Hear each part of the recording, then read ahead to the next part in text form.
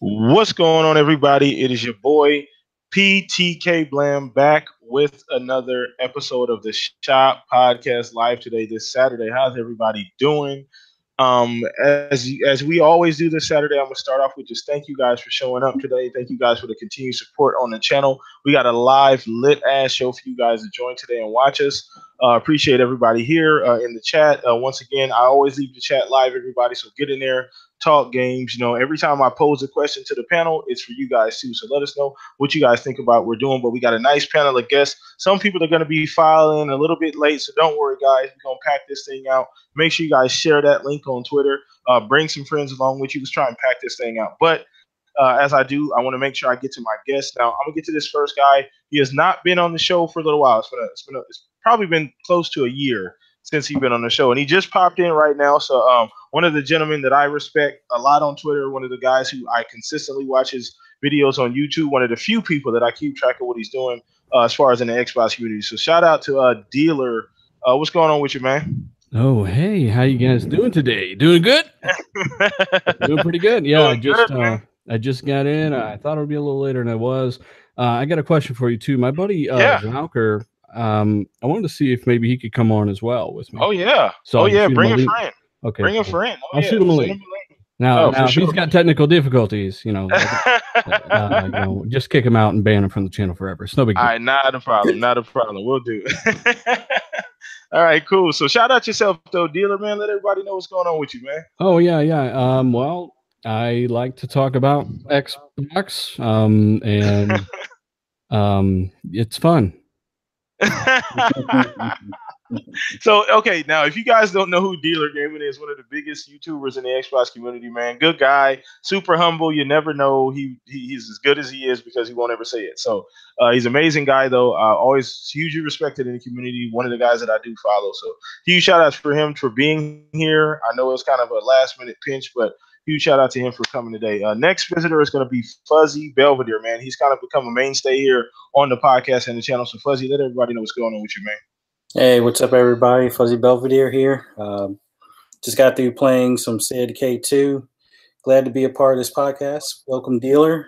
Glad to be on the podcast with you. Yeah, man, it's good. It's good finally. For some reason, I thought you were English, man. So that's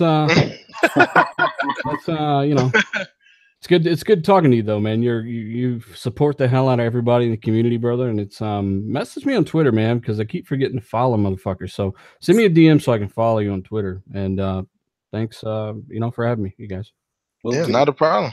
Not a problem. Definitely will, man. We all about love here and togetherness. So I don't mean to sound like a hippie, but anyway, let's moving on, guys. So let's go ahead and start. Like I said, people are going to be filing in.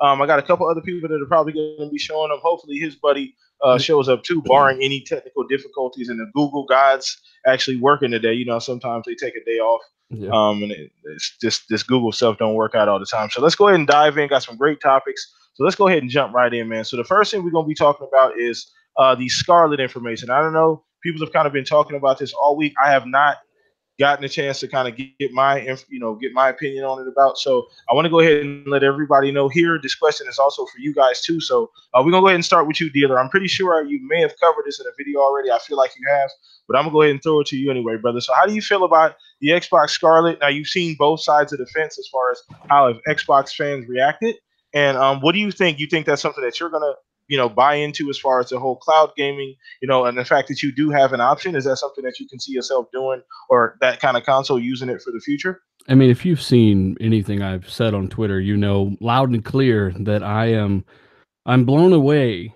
by the amount of fear mongering and the ridiculous behavior on behalf of some people's parts. Some people are making videos and not even mentioning that it's an option.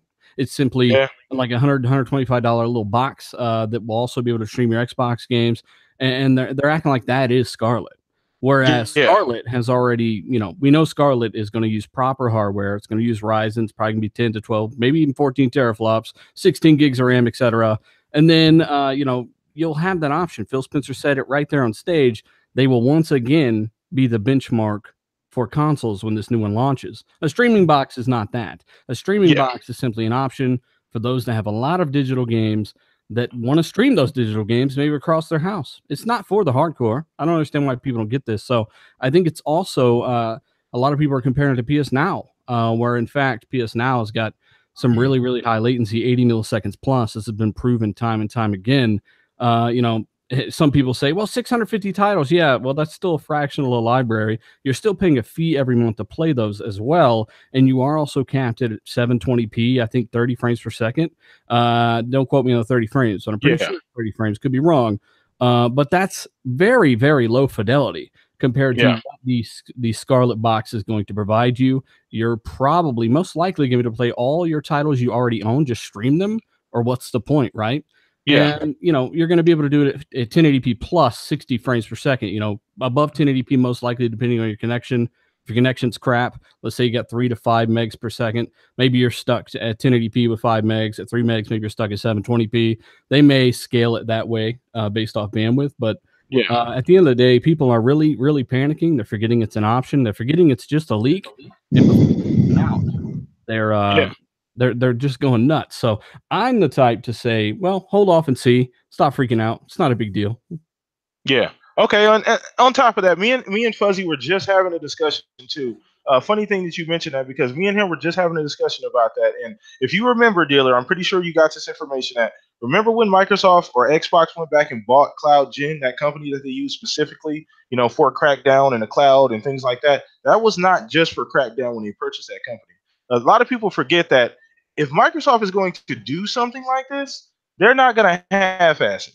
Yeah. That's not something that Microsoft does. And don't forget, they went out Azure, unlike something like Gaikai, which Sony bought for the specific purpose of PS Now, Azure is one of the most powerful cloud networks in the world. I think it's second to Amazon, right? I think Amazon is only one with a bigger. Might be number one. I know it's very close between the two. Maybe they go back and forth, but Azure is the real deal. They've got the bandwidth and the service to provide very high fidelity streaming. My buddy Zalker just joined, by the way, just so you know. Shout out to Zalker. What's up, brother? How you doing, man? I didn't even give you a formal introduction. So shout out to Zalker, man. He just showed up, man.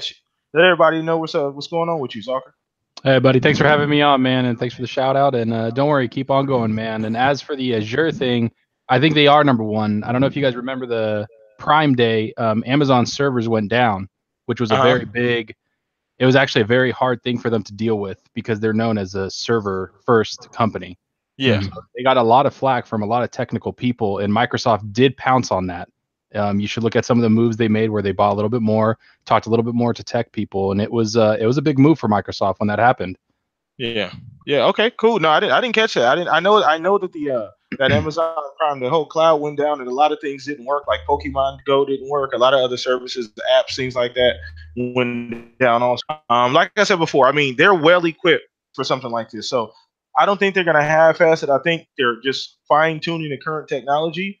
I think they're far closer to making something like that. If one company's going to make a box that's going to be streaming only, it's definitely going to be somebody like Microsoft or Xbox. So outside of maybe like Google, I'm talking about doing a little. I think Graham's stuck on I don't know. Amazon servers right now. Uh-oh. Can you guys hear me? Started botting a little bit. Yeah, man, you're transforming into a Decepticon in the middle of the show. Good Lord. Okay, am I better now? Yes. Yeah, you're good, Bumblebee. Okay, cool. Google gods. Anyway, so let's go ahead and throw this question to Fuzzy too, man. So what do you think about the Scarlet? Is that something you're gonna buy? I'm going to buy the regular one for myself, and it'll more than likely replace the X1X that I have currently. I actually look at the Scarlet streaming box as a positive thing, considering I got two little ones. If the price point that a few mentioned, that's going to be somewhere between 100, maybe 150 range, is what this thing comes out to be. It's going to be perfect, because now the boys are sharing their original Xbox One to play games and stuff like that. Now I could probably get two streaming boxes for what I would expect to normally spend for a console, so they can each have their own stream box.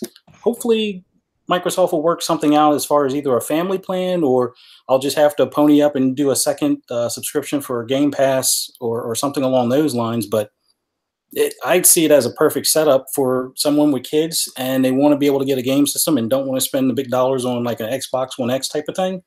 I think this is going to be a perfect setup. It's going to be a lot cheaper to do it that way. I don't have to worry about them scratching discs or inserting disc and the thing getting jammed or anything along those lines. So, I mean, considering we've already gone to digital, if it ties into like the primary account holders subscriptions and things like that, this will be a perfect setup for those with kids that they share like a family plan type of setup. So I'm looking forward to it. Looking forward to both. I forgot to mention a key differentiator. For those that don't know, you've got PS Now, which is just traditional streaming. Like I said, a lot of latency. It turns off the hardcore 80 milliseconds plus. Like I said, been proven several times before. With this Scarlet box, they're going to try hardware cloud interlacing. So all of the important tasks like player movement, AI, things like that, all the stuff that needs really fast reaction is going to take place on the local hardware, very limited local hardware, but all that stuff can run off of what will undoubtedly be a Ryzen CPU in this thing. And then in the cloud, they're going to stream in the more static objects and things that it's not that important if it reacts right away to what you're doing. And that's how they're going to achieve. And this is the main thing from the leak: extremely low latency, like very low latency, unlike other devices. And I'm not talking about using your console as a server and you're across the room, on your PSVR, that type of stuff, or PS Vita rather. I'm talking, this is streaming through the internet, nothing but the internet, and the latency is extremely low. That's what they're doing there. But there's also another concern is, of course, data caps. That continues to be a concern for people with the amount of mergers going on here. I think it's only going to get worse for a while anyway before there's a lot of pushback, and that's a reality for a lot of people. Stream your games or download them once and play them locally for years. There were some rumors as well that Microsoft found a way to mitigate some of that with like 1/3 of the bandwidth that it would traditionally require to stream. They figured out how to do that though, but I don't know. Ultimately, we just have to wait and see, man. Well, it's technology that we've. I'm sorry. No, go ahead. No, go ahead. But it's technology we haven't seen being used yet, right? So you were talking about the latency and the input lag of basically the console going through the internet, right? So you have to have a pretty decent connection to have that. But they're combating that with, listen, this is more of a casual system for people, the streaming one. So the more local hardware one, the higher ones, call it like, what our Xbox One X is, that's going to be more for the hardcore that want that competitive advantage in, say, Call of Duty or Destiny or whatever you play. So it's something that we have to just wait. And the leak, it's a leak. That's all it is, just a leak. We don't know. Microsoft hasn't confirmed anything. So we just need to wait because this technology does sound like something we haven't seen before. And people are flipping out and they're making all these assumptions. And that's not what this is. The crazy thing about it is that too, now if you look along the way, some of the things that they've done to kind of gear themselves up for this by CloudGen, for the whole cloud structure and everything like that, the infrastructure, I should say. They also bought Mixer, which their kind of claim to fame was low latency streaming, live streaming. That was their differentiator between them and Twitch. And so I can almost guarantee you, between CloudGen and Mixer, they found some type of way to streamline like low latency and be able to stream. They've found some type of way. Obviously, it's probably not revealed yet, but I'm sure they figured out some type of way to alleviate that issue or make it a little easier. Like you said, talking about data caps and people not having fast enough internet connection. So that's one thing that I think that they've done by purchasing those companies. They've taken little pieces of the technology. And said, hey, we're going to implement this for that streaming service that we're going to be using. So I think that that's really cool. I'm going to be probably, I don't know if I'm going to purchase it, to be honest with you guys. I may hold off and just get the regular system and see how that works out. And then if if it works out later on, I'll probably go ahead and get the streaming one. So are you guys all in on the streaming? No, I'm not.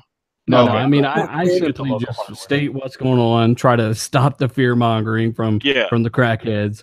And, I'm not for streaming myself. I'm all local hardware here, but that doesn't mean that I can't explain to people why they should probably calm down and if you don't want streaming, you don't got to buy streaming. The other fear is, what if it becomes our only option? That's ridiculous. Maybe in 20, 30 years when you can't tell the difference, 15, 20 years, whatever. By then, that stuff's going to be, the latency is going to be ridiculously low, and it's going to be normal, So if that's your fear, I wouldn't worry about it, at least anytime soon. And really, really quick, funny thing here. I want to tie this back. Me and Fuzzy were having a conversation before we started the actual podcast. By the way, everybody, thank you guys for showing up. Share the link, subscribe to the channel. Appreciate you guys showing up. But me and him were having a conversation about that earlier. Just about essentially what exactly was it? Good Lord, I just had a brain fart. But it was pretty much pertaining to what you just said about the Xbox. I was tying it back to the 2013. How, when we started the generation, the whole DRM situation was a huge issue for a lot of people. The always online was a huge issue for a lot of people. I kind of feel like this is that to a smaller scale, essentially a lot smaller scale, because that was kind of crazy. They almost buried Xbox for a little while there. They're still trying to kind of dig out of that hole. But I think that, and as the generations goes on, you see everybody, has always online. They're always connected. These games come out, Destiny, Anthem. They're always online games. So I think that people aren't really warmed up to the tech yet. I think as things go on and everybody goes by, you see how now digital downloading games digitally has overtaken physical copies. So I think this is a transition. I think it's kind of a knee-jerk thing where everybody's like, no, don't take it away. At some point, it's going to become the norm, just kind of like you said, dealer. So I don't know if it's starting off with that topic. Digital's overtaken physical. I think it's like 35 to 40% according to some publishers, but it is growing. It's the biggest focus because it keeps you from taking that copy and selling it. There's less used copy, there's more new copies sold. It's common sense. Yeah, so it's grown a lot, man. Like it's it's the only way I get my games. Zelker, is that, do you do anything physical anymore? I don't do anything physical unless there's a big sale. So a Black Friday or something like that, I'll go down to the local, brick and mortar store and get something physical if it's the right price. Because sometimes the digital sales aren't as good as the physical sales. Yeah. But I feel that they're catching up. I feel that they see, another Steam. Their Steam sales are ridiculous. And I think Xbox and PlayStation and all these other companies see how good and how well they sell games within those sales that they have to compete against it. So that's where it's starting to tip over to digital, but also my subscription to Game Pass has made me about 70 to 80% digital. So that's something that like people are not seeing either is, you want to buy the $60 game, but Game Pass is going to be changing the whole landscape of gaming to me in a few years, because why would you go to the brick and mortar store when you can download a game just right at your house and have it ready for you? Yeah. That's that's the only thing. And that's the only thing I use basically physical for, is when they're on good sales where you get something half off and you buy another one and you get it free. Like I've seen those a lot. So that's the only time I really do go physical. Yeah, okay. That makes sense. That makes a whole lot of sense. So we're going to go ahead and move on from that topic. That was a great warm-up for us. Once again, if you guys are just filing in, make sure you share the link and subscribe to the channel. Thank you for everybody showing up. So the next topic is another one that I wanted to touch on. I did a video about this, I believe, earlier this week, either late last week or earlier this week. We're going to be talking a little bit of No Man's Sky next. And it's kind of a twist on just talking about that particular game. So if you guys don't know, if you're just listening, you never heard of the No Man's Sky game, whatever the case may be, the game dropped, 2 years ago now? It's been 2 years or a year and a half at least, something like that. 2016 or so, 2 years ago. And it was, I don't want to say a failure, but it came out. It was not what it was hyped it up to be. Sony completely damn near abandoned the game. They pretty much let Hello Games, they kind of left them behind to deal with the PR on their own. They pretty much from the situation, because the game was a phenomenal idea, wasn't really executed properly right away. But they've been in the lab, they've been working, they re-released the game. Xbox got a version, and it's been phenomenal. So that got me thinking, do we write off games too early? Because games do take time to make, but once they get here, sometimes they're still not what they're like. The vision is not fully fleshed out. And I think we can take this situation with No Man's Sky as a situation where maybe they just needed a little bit more time. And you see the results of them having a little bit more time and learning from the mistakes. So we kind of, this generation of instant gratification, we kind of ride things off as soon as it drops if it's not what we expected. So do you guys think that we, kind of write games off too early, and we still, do you think we should be more lenient when it comes to like development times and updates and, people, games coming out, they're not right away? So we'll start with you, dealer, on this. And what do you think? You think we write off games too fast? No, I think we damage control unfinished games too much. That was the problem with Sea of Thieves. That was the problem with No Man's Sky. To the point where Sean Murray flat out lied to your face, told you it was multiplayer, and there wasn't multiplayer. And people damage controlled it. People bought it. I don't think acceptable. If the game, if you come out to me and you tell me that, well, we got so much more stuff to add. We just add, we got a multiplayer we're adding. We're even adding a single player in 6 months. Like by then, you've not really put in anything, and you're just pretending like, oh, it's got a lot of legs to it. Whereas, in all actuality, games like God of War were so phenomenal because, well, that was a fully fledged, finished AAA game, no bullshit, no microtransactions, none of that trash. It was just great, packed with content, and it was like just a breath of fresh air, right? And that's not the only one. Witcher 3, etc. Where they're just done. There's no excuses. Oh, and by the way, here's 16 pieces of free DLC, little things here and there, on top of the 200 hours of finished badassery here. That is Witcher 3. Like, those are the examples that people should champion. And when games come out with nothing to do and no features but a ton of promises, I don't think it's acceptable. Now, that doesn't mean games like Rainbow Six Siege have not came to life over the past couple of years through updates. Of course they did. And of course they were free for the most part because they had to be. They didn't have anything to begin with. So I think I think this generation has been full of a lot of devs on some fuck shit, always trying to see what they can get away with, publishers trying to see what they can get away with. How little content can we put into The Division? How much of that original promise can we deliver and still charge you $60 and a season pass for that? Star Wars Battlefront 1, for example. It's just a lot of rushed games throughout this generation that are not full of content but promise you a bunch of content in the future, and as a result, all of the content feels disjointed. And I really like it when a game is just finished. Assassin's Creed Origins, just package of content there. And if you liked it, you liked it. But what you did know, whether or not you liked it, is that it is a big, polished, finished game. Yeah. Yeah, no, So, got you. So no, I don't like that model. I don't like the hang on, don't be mad or sell your game. We'll have something out in 3 months. We'll have a new workout in 3 months. I don't care for that shit. I will actually combat that and say that I think No Man's Sky, I don't think it should get a pass because, as somebody that works on projects, what you're supposed to tell people is under promise, over deliver. And what No Man's Sky did is they overpromised a bunch of features. They hella overpromised. Exist. They overpromised and then they underdelivered hugely, and that disappointed a lot of the fan base that bought the game because of those promises. And that's the problem. Yeah. Like, it's not about like, oh, do we? Your question was, do we basically judge games too early? That game was judged by the promises made by the developers. No, absolutely. Somebody says that you cannot compare Star Wars to No Man's Sky. I didn't make a direct comparison there. I'm just saying that both of them at launch. And you can reply in the comments in the chat if you want, yes or no. Both of them at launch were definitely not what they should have been, and I think everyone can agree on that. And that practice is wearing thin. Yeah, I think with the No Man's Sky situation, we got to put a little bit of blame on Sony because they pumped that game up like a AAA, and it wasn't really. They made it seem like it was this huge thing, and then they jumped ship. Faster than fucking Leo in Titanic. As soon as that thing came out, they were gone. They were like, "Oh no, we're gonna disconnect from this thing." But I'm not saying fully blame the Sony Microsoft thing. I'm just saying that game, before it came out, they had him up on a damn Tonight Show. You know what I'm saying? And he was on like Conan or something. Talking about the game. But it was said it had multiplayer, right? Wasn't it on that show? When he announced that the game was going to have multiplayer? He said multiplayer. And if two people, you could run into somebody. But people have tried to join up. Like, hey, I'm at this quadrant. I found this planet. And they finally met up. And they're looking at the same damn rock in the ground, right? And, they can't be. They're not.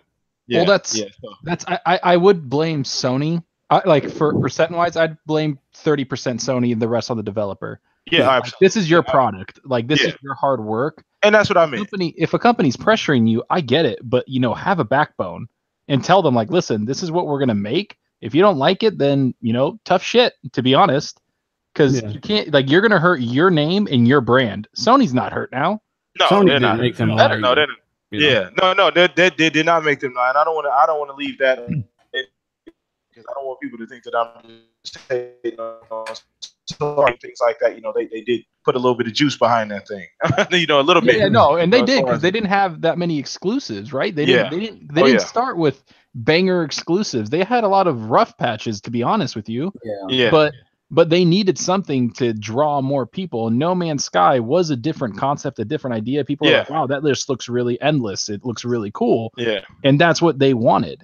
And they didn't even get that. So people blamed the dev instead of blaming Sony. Oh, yeah. So Sony had no risk in it, right? So that's absolutely. The dev needed to be smarter.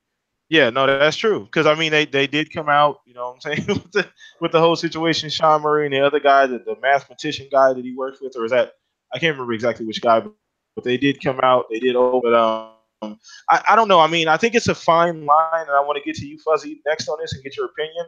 Mm-hmm. But I think I've seen a ton of games come out multiple times this generation, half baked, half done. Then we've also seen games that get delayed, and everybody's like, "Oh my God, what the fuck is wrong with the game? Why is it not coming out?" So you can't have both. You know what I'm saying? You can't get mad because the game gets pushed back because it's not ready yet, and then turn around and say, "Oh well, shit, this game came out broken." So there's a nice fine line. There's a few games that have been able to do it right. Obviously, a lot of these big AAA exclusives don't usually have those problems. You know, like a Halo, like a God of War. Those are always finished. Usually, those never have issues. But games like No Man's Sky, a little smaller game, a lot more risky. So they do have those issues. But I'm gonna go ahead and throw this question over to you, Fuzzy. I want to get your opinion. It's kind of weird because Ubisoft, I'm a big fan of Ubisoft, but they're kind of the kings of like half-finished games in some regards, and then they double down and then work on it and fix it by the first year or the first 6 months. I mean, The Division for me wasn't that bad. I understand a lot of people didn't like how the end game was in comparison, but there was stuff to do. It's just that it wasn't as, I guess, fun as what was promised. And then we had the content that came later. But with No Man's Sky, I avoided that like the plague. I had already gotten bit by the Sony and Drive Club bug prior, where this game that was postponed for a year came out, didn't work online, which it was the whole purpose of driving online and leaderboards and things like that, and it didn't work for 2 months straight online. I avoided No Man's Sky, and the only real beef I have with it now is that it's a full 50 instead of being like 30 or so. Yeah, that's another thing too. I understand why they're trying to get a higher price. It's kind of the same thing that happened with was it Dead Rising 4 when it came over to PlayStation. They got all the extra content, but I guess it was still lower than market value. It was still like either 30 or 40 with all that content. But I hope No Man's Sky comes to Game Pass. It's one of those I'm hesitant to spend 50 on. If it drops to 20 or $19.99 or something like that, yeah, I'll pick it up. But if it's in Game Pass, I look forward to it in that form. And then if I have enough fun with it after playing for a few hours, then yeah, I'll probably buy the full copy, knowing that they'll probably remove it from Game Pass, 3 or 4 months down the road type of thing. Well, I would say, to be honest with you, I would say that Division and Ubisoft is a lot different than what happened with No Man's Sky. True. I know that Division, I played it when it first came out. I got max level. I played the end game. Dealer will tell you I'm a crackhead when it comes to those kind of games. Like I'm a pirate legend in Sea of Thieves. Like nice. Wow. I'm just dumb. But I would say the Division, the thing that they messed up on is that they didn't know how to basically have mechanics in their own game. Yeah. End game content bosses, you couldn't beat them unless you cheesed it. Like you basically had to find a way to cheese and cheat and get gear. And then to combat that, they banned people that did that. Right. So that was just like a whole like shit show for Ubisoft. And then when they announced Division 2, they changed it up completely. Like they show you shooting armor off of bosses. Like they're showing the hardcore that enjoyed the game when it first came out. Like, hey, we found a way to basically make the game enjoyable for you too. Nice. But I would say the No Man's Sky thing was just like it was just nothing to what they said and showed. Smoke and mirrors. Yeah. Yeah, it was a hollow game, and I don't like that. As Dealer was saying, like underdeveloped games, right? That come out. And it's like you look at Witcher and its DLCs, and like I would say CD Projekt Red and Blizzard, right? When they talk about their games and Rockstar, they don't say like, "Oh, this is coming out." They just go, "When it's ready, it's going to come out." Like that's it. Like, and you deal with it because you're going to get a quality product. I don't get why. Yeah, why developers don't do fair, that. you know what you're getting from. To be fair, you know what you're getting from those developers. CD Projekt Red, Rockstar, you know what you're getting though. See, there's really no. Okay, I'm gonna wait. I'm gonna sit here and I'm gonna shut up because I know what I'm getting already. So No Man's Sky is a little bit different. There was there were certain expectations, and that hype had to be built because it was damn near an indie game when they first showed it. Then they've kind of, over time they added more and more content, and it was, marketed as this huge, AAA game. But it was but I get what you're saying. $60 as well, and a big problem with that That's game true. was the way they propped it up with vertical slices that are not recreatable. They literally were custom vertical slices. They act like they just landed on a random planet and there's fucking long neck dinosaur looking things and graphics you've never ever seen in that game before. All this stuff going on that I don't even think the console could handle. I mean, some of those vertical slices were insane. And then the mention of multiplayer that was never there. I mean, it was a lot of it was just the way they propped up the game to try to make it seem like it was something it wasn't. But the mechanics were always there. Like, they didn't lie about a lot of the mechanics. Mechanically, the game was there, unlike with what we saw with something like The Division. If you want to get pissed off and get pumped up to go to the gym, just go watch the Division reveal trailer. You're like, holy fuck, yeah. That's what we should have done. That's right. I remember that. Yeah. So, that's night and day where the guy's walking up and picking the scar up out of the gun case and using it in real time. Right. All that shit's night and fucking day. That's what I'm talking about with Ubisoft. And I think they're learning. They're tempering their marketing at E3 and stuff. But I think it's a trend that's kind of dying out a little bit. I think people are getting sick of it, and sales are not what they were in 2015 with games like that. Yeah, no, for sure. I'd agree for sure on that. I mean, it was a weird situation, and I think a lot of it just had to do with them being brand new devs and them not being really familiar with how video games, like the industry, works. So they just kind of came out. I think they were just happy to be there. Sean Murray and his team, they were just happy to be there. They were just kind of bright lights, big stage, Sony. We got all this marketing. We're just happy to be here. So I think that they just kind of lost sight of what they had essentially. They kind of overpromised, and like you guys said. That's the old No Man's Sky, right? Like, have you guys played the next or whatever? I have not yet, but I have seen some gameplay footage on it. It actually, I have really heard nothing but good things about the newest, state of. Multiplayer is definitely there. It works like a charm every time. I mean, it's a big game, man, but you better be prepared to find minerals and really Minecraft on track with more possibility, but just not quite as refined in that gameplay loop, I feel. But the 4-player co-op, you just join right in. It works every time so far for me. No problem, no lag, no issues. You can fly across the galaxy. Like I can take off out of the atmosphere, and your buddies can be on different planets even. And if I'm going full speed with my starship, it might say, okay, it's going to take you 6 hours to get there. I'm like, what the fuck? Someone says, all right, hit the right and left bumper while you're holding the throttle. Hold right and left bumper at the same time. That's light speed. Boom, that's 6 hours, which I could have literally driven 6 hours to get there to him if I wanted, if I was an idiot, right? And I feel sorry for those that didn't know about the light speed button until their first or second trip. But, you do the light speed stuff, and that 6 hours turns into 1 minute, 54 seconds. Like, you watch it in real time. You're approaching the planet. You dock on the planet wherever you want. Like, that mechanic implemented into the next, Mass Effect, for instance. Crazy. It would be next level with real narrative and things. It'd just be mind blowing. There is that. There's something to say about No Man's Sky and the way that it does do that. But I never played the launch version that everyone shit on for obvious reason. I played Next. I say it's mechanically sound if you're into those types of games. But so far, I haven't decided that it's a game for me. Yeah, well, you haven't been tainted by the launch version, right? Yeah. No, you're going in just completely like, this is great. I don't know. I'm not even saying this is great. I do like the 60 frames mode in the X, though. It's great. Yeah, that's nice. 60 frames is always sweet. You have to back out, though. When you change it to 60, you have to back out of the game, quit it, like exit out of the whole game, and then reboot it for it to take effect, just so you know. Pro tip. You're giving out for you got to sell those tips though, dealer. Next time you guys you're being charged for those tips, by the way. Okay, the whole light speed thing and the actual $5 a tip, man. All right. Anyway, so we're gonna go ahead and move on to the next topic, man. Thank you guys for being here once again. All my guests here on the panel, everybody here in the chat too, man. Once again, these questions are not just for the panel; they're for you guys too. So let us know in the chat what you guys think about it. So this next one is kind of I did a video about this about 2 days ago. And I just kind of want to throw out this question, see what everybody's kind of pie in the sky feelings are about this. This is not confirmed. This is kind of more of a fun topic.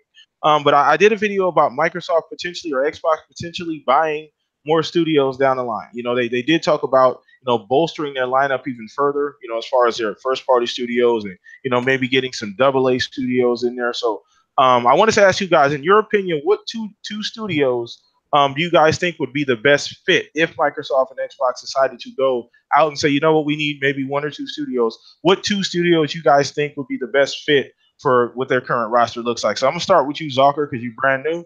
What 2 studios? Even if this doesn't happen, it's kind of a little fun topic. So what are 2 studios you think make sense that they would go after? To be honest with you, I think I've told Dealer this before, and I think it's like you said, a pie in the sky. I think it's a little far fetched, but I have a weird feeling, and this is my true feeling. I have a weird feeling that Xbox is going to go for Insomniac Games. Are you serious? I'm serious. I have a weird feeling that they are because you're right. It's pretty weird. It's a weird feeling. I know. It's just weird.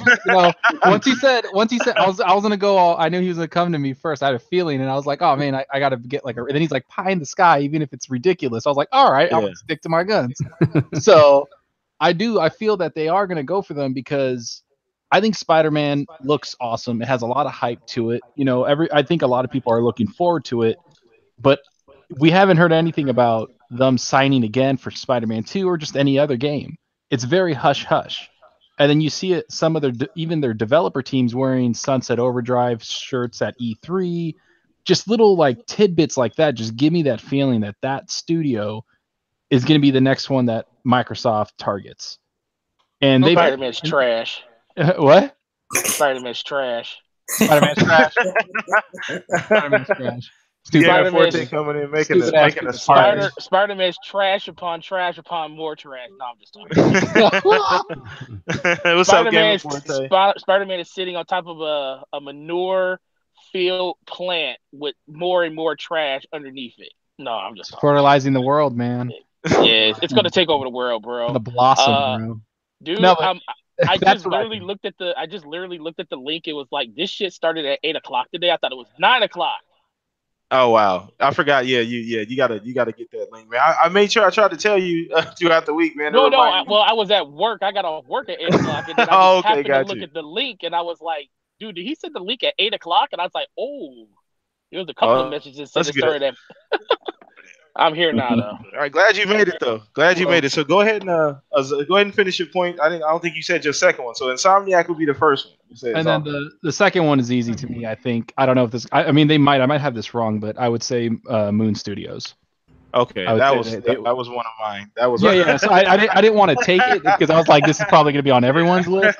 But for me, the pie in the sky crazy one would be Insomniac Games, and I don't think they're going to try to get them for a Sunset Overdrive 2. I think they're just going to be like, hey, like just like they did with all. If you listen to all the interviews, they told all their developers, the new ones that they got, do what you want. Like we're not going to stop you. They're taking let the artists be goddamn artists. That's exactly what they're going for. Yeah, I saw that Ninja Theory video. They said that pretty much asked for that, and Microsoft was like, "Sure, go ahead. You can even have all this extra shit too." Yeah, don't even worry about it. Like, what do you want the most of? And they gave them like this list of what they wanted, and Microsoft was like, "Cool. Anything else? like you down for anything else? Like we got you. Don't even worry about it." And that's something that I think they're going to do to Insomniac. They're going to be like, what do you want to work on? And just be like, here you go. Because there's no, they they talked about like, yeah, we're looking into get more. We're not done. Then, it's like, what's taking so long? I just think it's that. And I know I'm probably going to be wrong, but, pie in the sky, boys. Would be nice. Okay. So we're going to go ahead to you, Fuzzy. I know we've talked about this like on Xbox Live. We talked about this fucking here. So what do you think, man? 2 studios. I think one of the easier ones is going to be, was it MDHR? Studio MDHR, Cuphead? Yeah, for Cuphead, because that's an IP that can be used for so many different, future type of games. I mean, if they want to go full Mario Kart and Mario World type of thing with the Cuphead characters, that would work. But that one should be a pretty easy one for them to try to work out a deal and give them time and give them resources so they can do more things for the characters. As far as my pie in the sky, I know it's very unrealistic, but hey, a man can dream. Would be CD Projekt Red. I know they don't want to be bought. I know that going in, but Microsoft has a pile of cash, and maybe that can bend some minds over there. And not that it would take away Cyberpunk from being a multi-plat or anything like that, but I just think whatever the next IP that those guys work on beyond like Witcher and beyond Cyberpunk, I think that would be something that could or would be nice to have as a Microsoft title, even if they decide to let it be a multi-plat. I just want them to have all the resources. Not that they don't have resources already on their own, but I would just want them to have the resources to be able to create another world using their vision on how to create a world and a detailed story with better side missions than most main story missions and things like that. So that would be my pie in the sky. Oh, you went full retard on that one. Damn, you said CD Project Red. Jesus, you went Christ, Simple man. Jack on us. Yeah, you went super. Oh my goodness. I mean, you said the big pile of cash. They gonna need a Scrooge McDuck vault to get CD Project Red. That's crazy. But no, I think it would fit too. I mean, because honestly, that besides Playground Games, I think if there was gonna be any company that I would pick to do Fable, it would probably be them. CD Projekt Red to do it like a new Fable or something like that. So that would be awesome. Dealer, you too quiet over there, brother. It's on you. The spotlight is on you, Dealer. Two studios, man, brother. What do you think, man? I'm waiting for these other people to finish talking, man. Yeah, you know what? Thanks, Fuzzy. You stole my fucking shit, man. I will say Zelker with Insomniac. You know what? Who knows? Like in the future, you just never know. Ted Price, they've been on the verge, a few times.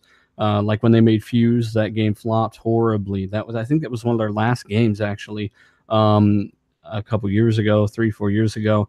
They've been on the verge, and I'm sure he had thought about maybe it's a little appealing right now. But last I heard, they weren't interested in selling. That could always change. But I like Zalker's idea, of course. I really like Fuzzy's idea of CD Projekt Red. They are truly independent as well. Usually their games are published by WB, but they're still independent.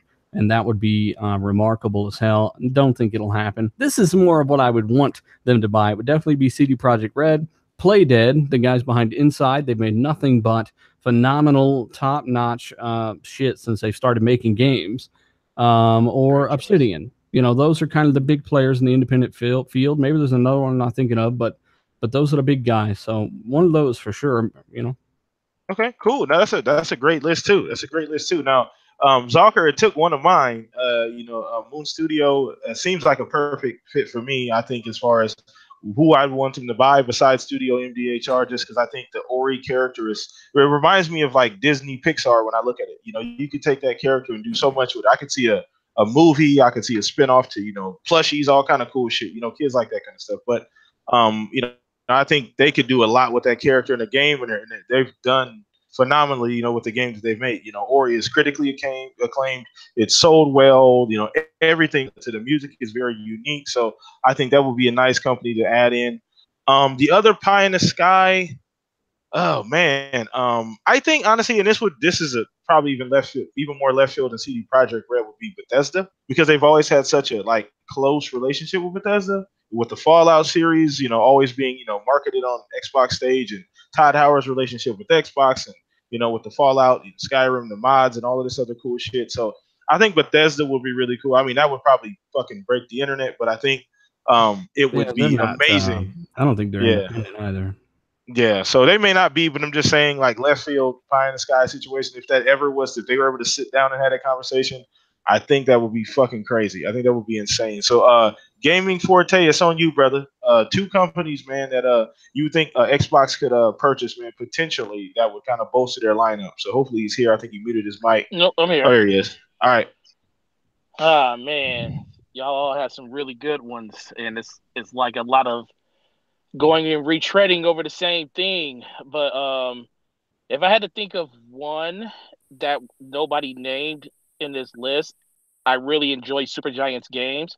I love Transistor. I love Bastion. I love those games to death, and they're really good individual story type games that I feel like could really benefit on just a Microsoft platform. Like Bastion was on 360, and Transistor was another really, really good game.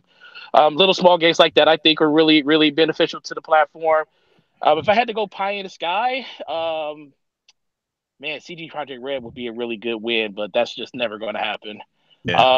Outside of that, Insomniac, depending on what, like everybody said, depending on what they want to do next, would be another good one.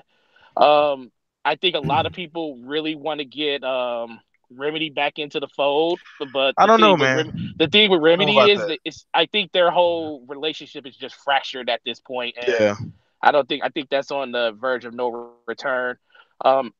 The Obsidian, that's another really good one that I really think is good.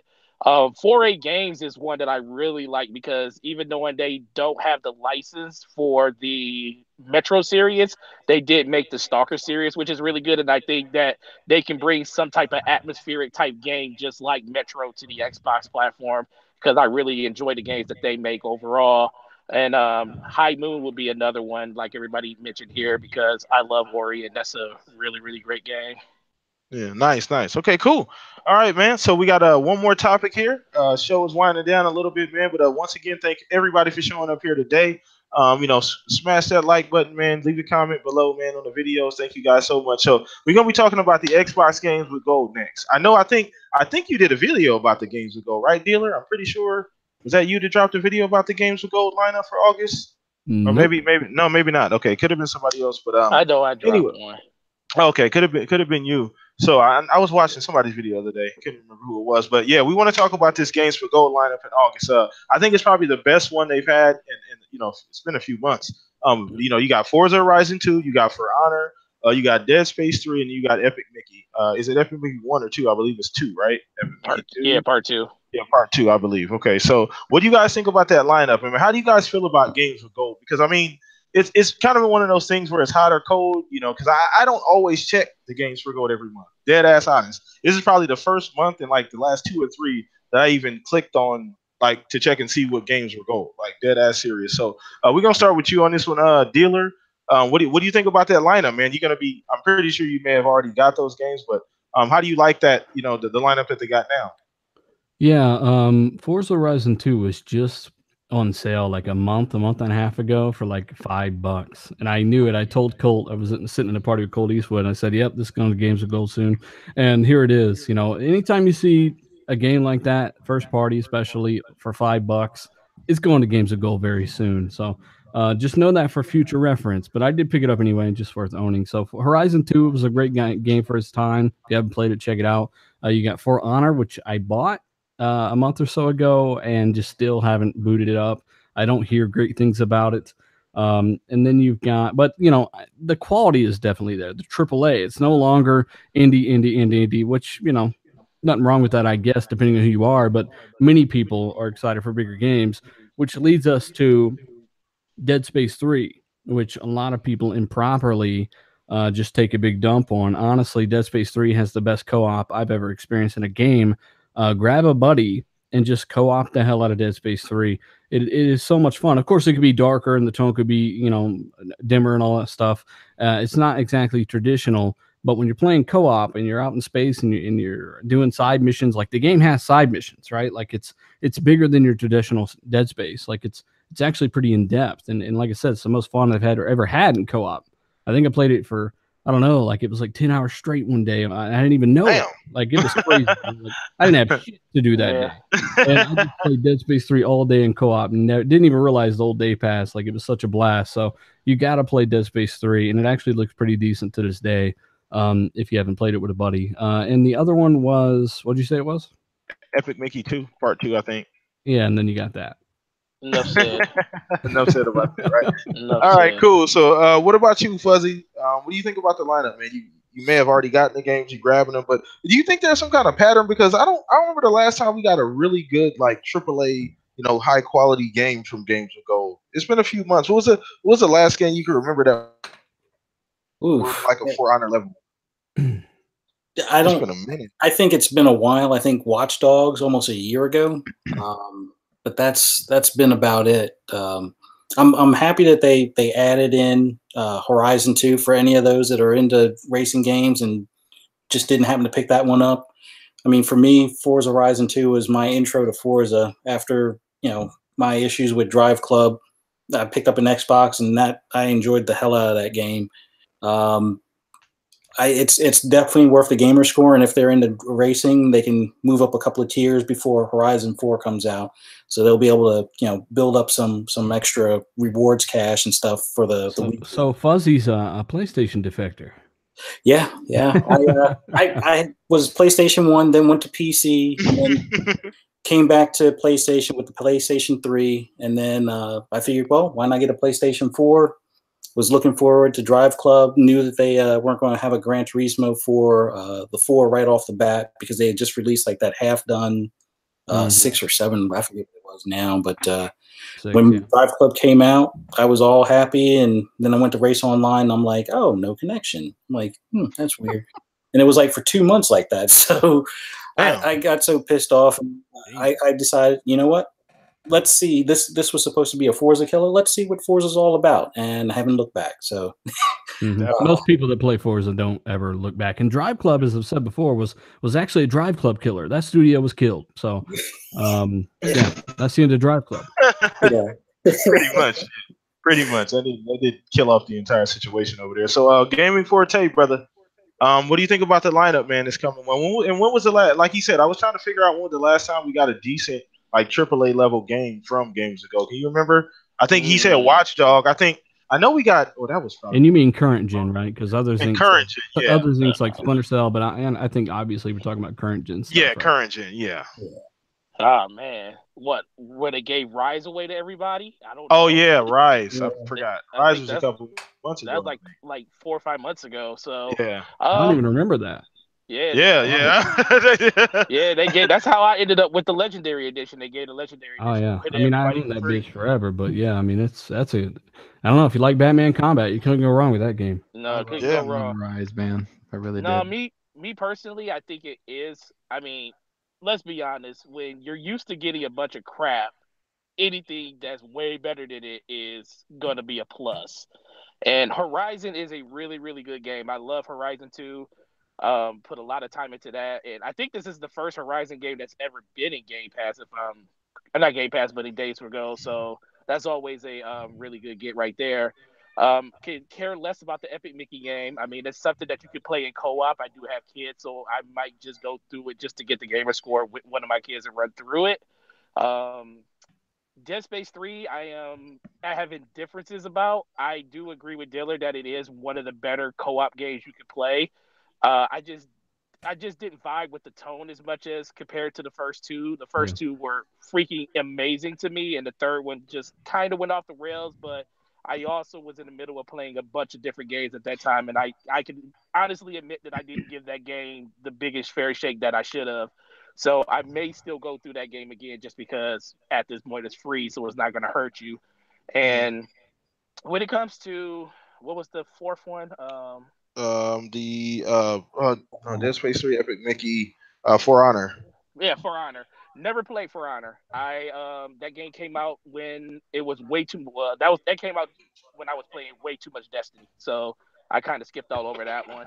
I did hear some pretty decent things about it from just looking at the new DLC that's coming out from E3 that actually got me a little bit more interested in it. I was thinking about picking that game up multiple times over the last month, and I just didn't do it. But just the fact it's just really good that they just ended up giving it to everybody. So I think it's a solid month. I think nobody can really complain about this month. And if you didn't have any games to play, now you really do. So just go out and download them. I mean, you're paying for Xbox Live. You might as well add them to your repertoire so you can play them anytime you want. Mm-hmm. Yeah, and I know we were talking about this earlier. Dealer kind of brought up the point. I know Fuzzy brought up the point too about Ubisoft. For Honor was also one of them games that came out that wasn't really what it was meant to be essentially right away. As far as like that was more, I think For Honor was more of not internet, but like a connectivity issues as far as like the lobbies and getting in games, things like that. It was more of a like mechanical. I think 95% of his player base had to leave the game before they decided to start doing updates and dedicated servers. Yeah. That's just crazy. Ubisoft has always had problems with servers. If you look back when Siege launched, they had server problems. They've always had problems with it. So they really changed their tune to it because a lot of people find their games to be competitive. And so and they want like dedicated servers when you're doing things for, wasting your not wasting, but putting time in to be competitive and beat other people at a game. Yeah, so they want those servers. And that was the biggest thing. Well, that was the biggest thing I heard about that game, because when it first released, everybody that was playing it was having a lot of fun. And then within 2 to 3 weeks, that's when I heard about the connectivity issues, and that game just fell off a cliff after that. Balance issues, like yeah, definitely. Yeah, and that was another thing too. I'd heard about that balance. Zucker, what are your thoughts on the games with gold, bud? I actually think it's a pretty solid month, and to be honest, kind of like a little bit sidetrack of this is I love having an Xbox, because not only do we look forward to what's coming out for games with gold, but we also look forward to what's coming out to Game Pass every month. So it's like two little treats at the end of the month for everybody if you're a subscriber to Game Pass. But I will say that it's a smart move to put Forza in there, because they've been pushing Forza Horizon 4 pretty hard since E3. They've been showing it a lot. They showed an hour gameplay. They had the devs come on, and this is a good way to get basically everybody who owns an Xbox and is subscribed to Live to be like, hey, here's Horizon, and wow, there's another one coming out at, in October. Awesome. So I think that's good. Dead Space 3, I played all the Dead Spaces back in the day. I love it. If you guys haven't played it, you should just play the whole series. I think it's an EA Access also. They're awesome. They're just awesome. And I think you just got the whole trilogy with Xbox Live. I think I don't mean to disappoint Carl in the chat there, bud, but I was going to mention that too. You joined a little late, bud. So it's not our fault that you joined a little late. But if you want to see what we had to say about No Man's Sky next, you can just check out the show when it re-renders and uploads here. Yeah, because we did go over that a little bit ago. So sorry about that, Carl. I was just going to mention that too. You read my mind, dealer. Appreciate People it. are pretty aggressive for no real reason in the chat sometimes. Hey, you guys fuckers, I was late. And can you repeat everything? No, we can't repeat everything. So, okay, cool. Go ahead, Zucker. I know you wouldn't finish making your point. Sorry about that. No problem, bro. So then as for the For Honor, I think that's an awesome get. I think that a lot of people are going to enjoy that. I have a buddy who plays it religiously, and I'm a competitive gamer. I love winning in my games. I love playing against people, testing my skill against people. I love playing games like that. So I feel like I'm going to get a lot of my money's worth on it. I want to, play it. I want to give it a fair shot, and I'm probably going to play it a decent amount to go against other players. And I know I'm going to have a steep learning curve. I've heard that it's a very technical game. But you have to learn the combat. Yeah, you have to learn the combat system to actually, feel like a badass. So I enjoy that. So I'm looking forward to that. I'm glad it came out. It surprised me, to be honest with you. I was like, wow, that's a pretty big game to go in there this soon. I think the game launched, was it last year? So I think so. So last year. Sure, yeah. And then obviously Epic Mickey 2. I mean, game of the year. You guys should go all by. What? What? We talked about that world. Like the only person on Earth. In what world? No. It looks like a chill game. Like I think it's just kind of like a here you go. I think people are going to enjoy. I think there's an audience for it, but kids like games too, right? Yeah, kids like games too, right? The fact that game got a sequel. Hey, Carl, bud, we did talk about Next, man. I don't know what you're on, bro, but we did talk about Next. Talked about the co-op, and none of us played the original. So for us to talk about Next, we can't really compare properly. So what we said about Next was co-op related and stuff like that. So, like I said, maybe you missed it. I think he just likes hearing your voice, dealer. That's why he just keeps saying it. Well, he might enjoy it. I'm soothing, man. Yeah, no, soothing. It's like he's the Bob Ross of podcasts. Right, exactly. Carl. The tone never changes. Yeah, tell me about it. So that's going to be the last topic on today's show, guys. Once again, thanks everybody for coming out, man. I am going to go around the panel. We spent about an hour here talking, man. It was a great show. Appreciate everybody for coming out, man. Once again, if you guys do enjoy what I do here in the panel that we have, and everybody that comes on, just smack that like button, subscribe to the channel. I'm going to start with Dealer, because he's amazing. Dealer's a good friend of mine. Go ahead and give yourself a shout out once again, Dealer. Let everybody know where you're gonna be at. It was a good show, Blam. I'm a fan of the shorter shows, man. I got ass cheeks. I fall asleep. My own show is I try to keep it around an hour, but it's hard to do sometimes. Yeah, it's tough. An hour 25, but But definitely good show. Everybody checking this out, hit the like button, retweet this on Twitter, maybe share it if you want to see the show grow and help Blam out here. And of course, if you want to follow me on Twitter at dealer_gaming, you can do that, and at Dealer Gaming on YouTube. Yeah, Carl, you can get a really detailed answer. Just DM Dealer about that. No canceling all my keyboards. All the keyboards broke in my house. Dealer got a shortcut set up on his phone. Just hit one button and it tweets out. There's a response. The only emojis that work on my phone is a turtle, a birthday cake, and that monkey with his eyes, his hands over his eyes. That's it. So I'll give you a story, but it ain't gonna be nothing about knowing this guy. Cool, man. So we're gonna go ahead and go to Zalker too, man. I appreciate you coming in. I didn't even know last second, but I appreciate you, man. Definitely give yourself a shout out, man. Let everybody know where they can find you. Yeah, man. Thanks for having me on, and I'm glad you're really cool about the last minute thing. It was really cool. I had a great conversation with everybody. It was really fun. You can find me on Twitter at shocked87. And my YouTube channel, you can go to Zalker87 and look it up. I have a couple videos up there. I'm pretty new to the community. Dealer's been really, really cool, and basically bringing me on and playing games with me and hanging out. It's been awesome, man. Everybody in the community is actually really cool, and it's really fun. It's a good time. Spell out your YouTube channel real quick. Zalker87. Spell it out. Don't say it out. It's Zalker, right? 87. Yeah. Type that into YouTube. You should find his channel. Yep. There you go. Thank you. See, holding my hand. I know, right? It's cute, man. I'm like a little man. Zalker. Zalker. No, you guys didn't know Dealer's running a YouTube babysitting service too, by the way. Yeah, for real, man. So I was about to say, man, all of us should just sit here and let Dealer just give our All right, so go ahead with you, Gaming Forte, man. Let everybody know where they can find you at, brother. Look, man, first of all, thanks for the invite. This time I actually made it 20 minutes late versus the last 10 minutes. So it's an improvement. Huge improvement.